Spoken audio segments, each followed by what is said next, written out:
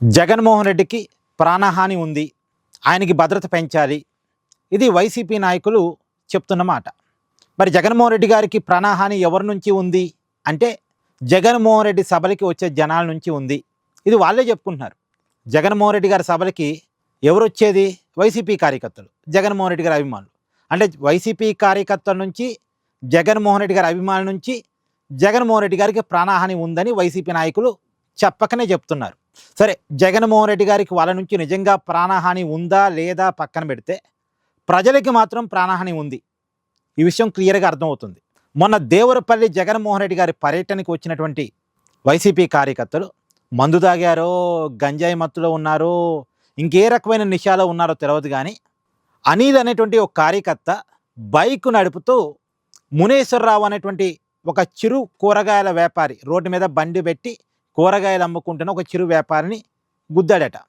అతను హాస్పిటల్లో చికిత్స పొందుతూ ఇవాళ చనిపోయాడు. చూడండి, అనిల్ అనేటువంటి ఒక వైసీపీ కార్యకర్త జగన్మోహన్ రెడ్డి గారి సభకు వచ్చినటువంటి వ్యక్తి, అతను బైక్ నడుపుతూ ఈ మునేశ్వరరావుని యాక్సిడెంట్ చేశాడు.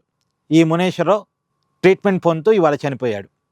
ఇతని వయసు 55 సంవత్సరాలు, చాగళ్ళ మండలం మల్లవరం గ్రామం. ఏంటండి దారుణం?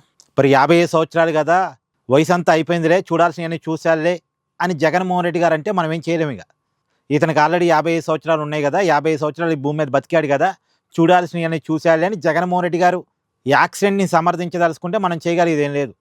కానీ ఎంత బాధాకరం అండి. అతని మీద ఆధారపడి అతని కుటుంబం బతుకుతుంది.